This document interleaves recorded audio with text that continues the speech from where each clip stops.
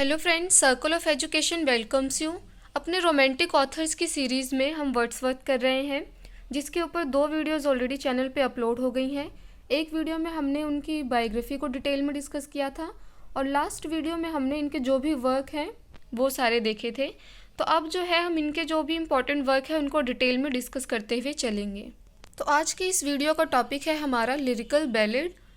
तो अगर आपको लिरिकल बैलेड से रिलेटेड कोई भी कन्फ्यूजन अब तक है, आपके सिलेबस में कभी ना कभी लगी रही होगी है, अगर आपने लिटरेरी क्रिटिसिज्म लिया होगा अपने ग्रेजुएशन में या पोस्ट ग्रेजुएशन में, तो आपको अगर अब तक इस पर कोई भी कन्फ्यूजन रही है तो ये वीडियो एंड तक देखते देखते आपकी सारी कन्फ्यूजन जो है वो होपफुली दूर हो जाएंगी। तो चलिए आज की इस वीडियो को शुरू करते हैं। तो सबसे पहले हम जानते हैं कि लिरिकल बैलेड था क्या। तो लिरिकल बैलेड जो है ना वो पब्लिश हुआ था 1798 में, और यहीं से जो है माना जाता है कि रोमांटिक एज की स्टार्ट जो है वो हो चुकी थी। और यहाँ से सिर्फ रोमांटिक एज ही शुरू नहीं हुआ था, माना जाता है कि जो वर्ड्सवर्थ का पोइटिक करियर भी जो है उसको भी एक नई ऊंचाई जो मिली थी वो लिरिकल बैलेड से के साथ ही मिली थी। तो लिरिकल बैलेड था क्या? ये एक कोलैबोरेटिव वर्क था वर्ड्सवर्थ और कॉलरिज का, साथ में मिल करके इन्होंने लिखा था। इसमें जो था वो कलेक्शन था ये पोएट्री का। इस कलेक्शन में 23 पोएम्स थी, जिसमें वर्ड्सवर्थ ने 19 पोएम्स लिखी थी और कॉलरिज ने 4 पोएम्स लिखी थी। तो लिरिकल बैलेड के जो है ना वो 4 एडिशन आए थे। कई बारी क्वेश्चन जो है इनके एडिशंस पे ही बनता है, तो हमको ये जो है याद रखने हैं। फर्स्ट एडिशन तो जैसा कि बताया अभी कि 1798 में आया था, तो ये जब पब्लिश हुआ था ये अनोनिमसली पब्लिश हुआ था। फिर सेकंड एडिशन इनका आया था 1800 में, जिसमें सिर्फ वर्ड्सवर्थ का ही नाम था, और सेकंड एडिशन में ही प्रीफेस जो है वो ऐड किया गया था। देखो जो पहला वर्क था ना 1798 में जब पहला एडिशन आया था, तो इसमें सिर्फ पोएट्री दे दी गई थी, क्योंकि इससे पहले जो है वो क्लासिसिज्म चल रहा था, है ना। तो उस वक्त का जो सब्जेक्ट मैटर था पोएट्री थी, राइटर्स थे, वो सब जो है वो बहुत डिफरेंट लिखते थे। वो नियो क्लासिकल एज थी, तो वो क्लासिसिज्म को ही इमिटिएट कर रहे थे। लेकिन जो रोमांटिक एज की पोएट्री थी वो बिल्कुल ही हटके थी, यहाँ का सब्जेक्ट मैटर अलग था। तो उसको समझने में ना लोगों को टाइम लग रहा था और समझ नहीं आ पा रहा था कि बेसिकली क्या थीम है क्या नहीं। तो इसके लिए जो है प्रीफेस ऐड किया था वर्ड्सवर्थ ने। तो वो कब ऐड हुआ था? वो सेकंड एडिशन में ऐड हुआ था, जिसमें इन्होंने बताया था कि पोएट्री जो इन्होंने लिखी है उसकी थीम क्या है, सब्जेक्ट क्या है, और अगर वो ऐसा कर रहे हैं तो क्यों कर रहे हैं। थर्ड एडिशन आया था इनका 1802 में, जिसमें अपेंडिक्स जो है वो ऐड हुआ था पोएटिक डिक्शन पे, और 1802 में ही जो है फर्स्ट टाइम ये पब्लिश हुआ था अमेरिका में लिरिकल बैलेड। और फोर्थ एडिशन आया था इसका 1805, लास्ट एडिशन था जो कि इसका। तो हमें ये याद कैसे करना है, हमें 2 इयर्स का गैप देखना है, 1798 से 1800, 1800 से 1802, और बाद में जो है वो 3 इयर्स का गैप हो गया। आपको इस तरीके से याद रखना है इसको। और क्योंकि बात हम वर्ड्सवर्थ की कर रहे हैं तो हम फ्रेंच रिवॉल्यूशन भी बैकग्राउंड में लेके चलेंगे, तो उसको याद करने का भी तरीका ये है कि लिरिकल बैलेड आया था 1798 में। अगर हम यही जो डिजिट्स है लास्ट वाले इसको आगे पीछे घुमा दें तो वो 89 हो जाएगा। तो 1789 से फ्रेंच रिवॉल्यूशन शुरू हुआ था, ये खैर हम बाद में डिस्कस करेंगे। तो जो 23 पोएम्स थी उसमें कॉलरिज की 4 पोएम्स थी। वो कौन सी थी वो देख लेते हैं। The rhyme of the ancient mariner, ठीक है, जो कि पहली पोएम थी लिरिकल बैलेड की। तो अगर क्वेश्चन बनता है कि लिरिकल बैलेड जो है कहाँ से शुरुआत होती है, उसमें पोएम्स की पहली पोएम कौन सी थी, तो वो कॉलरिज की थी और एंशिएंट मैरिनर थी। अनदर पोएम्स की बात करें अगर कॉलरिज की, the fosters mothers tale, the nightingale जो कि एक कन्वर्सेशनल पोएम है, और द डंगियन। आइए अब वर्ड्सवर्थ की जो पोएम्स थी उनको डिस्कस करते हैं, वो कौन सी थी।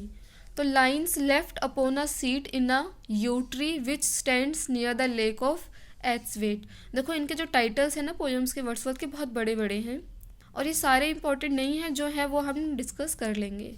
अनदर पोएम्स की बात करें अगर इनकी, the female vagrant, Goody Blake and Harry Gill, lines written at a small distance from my house and sent by my little boy to the person to whom they are addressed. सिमोनली जिसका other title जो है the old हंट्समैन्स भी है। Anecdote for fathers, we are 7, lines written in early spring, the thorn, the last of the flock, the mad mother, the idiot boy, Lines written near Richmond upon the Thames at evening, expostulation and reply, table turns, an evening scene on the same subject. Table turn का ही जो दूसरा title है वो है an evening scene on the same subject, तो ये सब टाइटल है. Old man travelling, the complaint of a forsaken Indian women, the convict. जो इसमें सबसे इम्पॉर्टेंट पोएम है ना वर्ड्सवर्थ की, वो है lines written a few miles above Tintern Abbey on revisiting the banks of the Wye during a tour July 13, 1791. जिसको simply जो है हम टिंटन एबे भी बोलते हैं, लेकिन कई बार एग्ज़ाम में क्वेश्चन इसके फुल टाइटल पे आता है, तो इसका फुल टाइटल मैंने लिख दिया है, आप देख लेना. और दूसरा इसमें इम्पॉर्टेंट चीज़ ये भी है कि जो लिरिकल बैलेड है वो शुरुआत होती है कॉलरिज की पोएम से एंशियंट मारिनर, और एंड होती है वर्ड्सवर्थ की पोएम से टिंटन एबे. तो ये लास्ट पोएम है लिरिकल बैलेड की. चलिए अब जो है ना इसमें जो प्रीफेस ऐड किया था जो कि हमारे क्रिटिसिज्म के सिलेबस के अंदर आता है वो देख लेते हैं एक बार हम.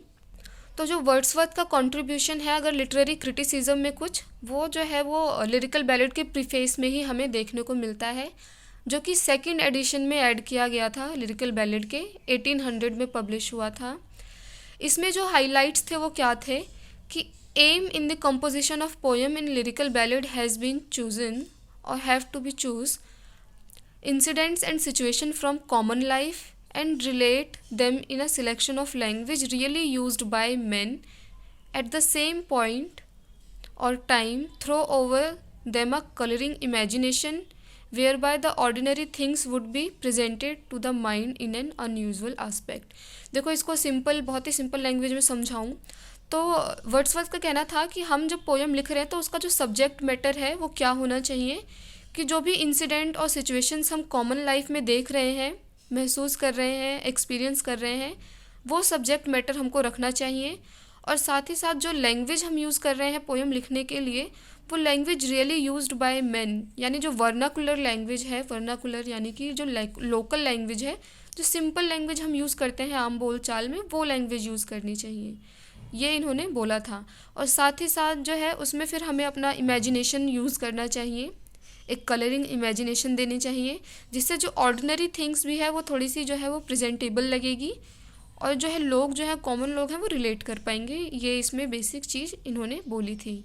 तो ये हाइलाइट्स हैं लिरिकल बैलेड के प्रीफेस के.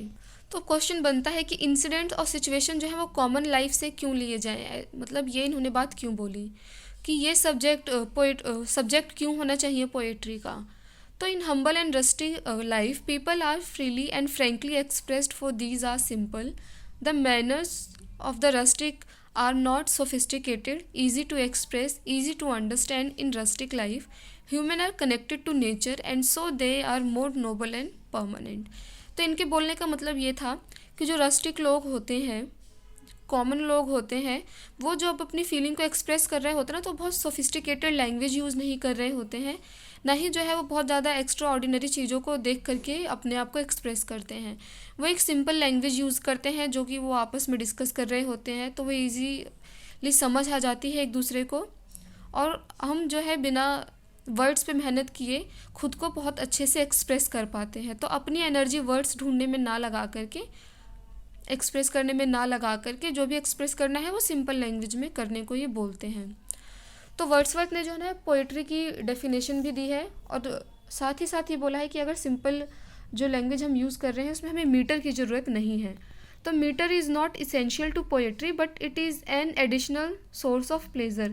मतलब राइमिंग वगैरह की इतनी ज़रूरत नहीं है पोएट्री लिखते वक्त, अगर है तो वो प्लेजर देगी, लेकिन अगर नहीं है तो वो इसेंशियल नहीं है. वर्ड्सवर्थ ने पोएट को क्या बोला है, poet is a man speaking to man. तो हमको ये डेफिनेशन याद रखनी है, एग्ज़ाम में पूछी जाती है कि पोएट कौन है. पोएट एक इंसान है, एक मैन है जो कि एक इंसान से ही बात कर रहा है. तो इस तरीके से लैंग्वेज यहाँ पे इम्पॉर्टेंट रोल प्ले करती है. पोएट्री का क्या रोल है वर्ड्सवर्थ के according, poetry is not a matter of mere amusement and idle pleasure, it is much a noble and higher pleasure. तो इन्होंने बोला है कि पोएट्री क्या है, एक प्लेजर के लिए, सिर्फ अम्यूज़मेंट के लिए नहीं है, इसका जो पोजीशन है वो और ज़्यादा हाई है और नोबल है.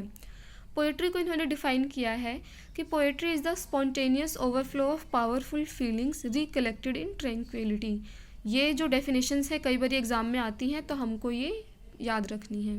तो क्योंकि ये लिरिकल बैलेड है और ये क्रिटिसिज्म यहाँ पे इन्होंने देखने को मिलता है हमें, तो जो वर्ड्सवर्थ की थ्योरी है ना, थ्योरी ऑफ पोएट्री की और पोएटिक डिक्शन की, इसका जो है ना हमें क्रिटिसिज्म भी देखने को मिलता है। इसमें मैंने नोट्स नहीं लिखा है, बट मैं आपको समझा देती हूँ एग्ज़ाम के लिए। अगर आप करेंगे तो आपको एक बेसिक नॉलेज हो जाएगी क्या था।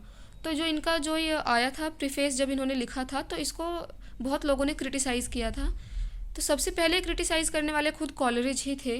उनका मानना था कि language so selected and purified will no longer be rustic language, कि जैसे वर्ड्सवर्थ ने बोला कि हमें लैंग्वेज तो हमने कॉमन ले ली, लेकिन अब उसको कलरिंग इमेजिनेशन भी देना है, थोड़ा सिलेक्ट होकर के करना है। तो यही बात जो है कॉलरिज बोलते हैं कि अगर इतना ही सिलेक्ट करना है, अगर हम इतने सिलेक्टिव होंगे लैंग्वेज चूज़ करते वक्त, तो वो रस्टिक यानी वर्नाकुलर रह ही नहीं जाएगी। साथ ही साथ उन्होंने और भी बहुत सारे पॉइंट्स रखे थे कि रियल लैंग्वेज का कोई वो इशू नहीं है, और अगर ये मीटर यूज़ करने की बात कर ही रहे हैं, राइम यूज़ करने की बात कर ही रहे हैं पोएटिक डिक्शन में, तो वो फिर वैसे ही जो है वो रियल लैंग्वेज नहीं रह जाएगी। तो अगर मीटर यूज़ नहीं होगा, राइम यूज़ नहीं होगा, तो वो पोएट्री ना होकर के प्रोज बन जाएगा। बेसिकली कॉलरिज ये कहना चाह रहे थे। तो जो वर्ड्सवर्थ की थ्योरी थी पोएट्री की, उसको क्रिटिसिज्म देखने को मिला था। बाद में और भी बहुत लोग आए थे जिन्होंने क्रिटिसाइज़ किया था, जिसमें से टी.एस. इलियट भी बोलते हैं कि वर्ड्सवर्थ जो अपनी पोएट्री की थ्योरी दे रहे हैं वो खुद ही उसको अप्लाई नहीं कर पा रहे हैं अपनी पोएट्रीज़ में। क्योंकि कुछ पोएम हम वर्ड्सवर्थ की देखेंगे ना, उसकी थीम, सब्जेक्ट मैटर जो है वो कॉमन नहीं है, और लैंग्वेज भी जो है वो ईजी देखने को हमें नहीं मिलती है। तो इसी के साथ जो है हमारा ये वीडियो आज का और टॉपिक लिरिकल बैलेड जो है वो कंप्लीट होता है। उम्मीद है आपको जो है डाउट जो भी होंगे लिरिकल बैलेड को लेकर के या क्रिटिसिज्म को लेकर के, वो क्लियर हो गए होंगे। अगर आपको वीडियोस पसंद आ रही हैं तो लाइक करें, और अगर आपके कोई भी सजेशंस हैं तो कमेंट सेक्शन में ज़रूर रखें। और अगर आप चाहते हैं कि जब भी इन्फॉर्मेटिव वीडियोस चैनल पे अपलोड हो आप तक पहुंच जाए, तो चैनल को सब्सक्राइब करें। Thanks for watching this video.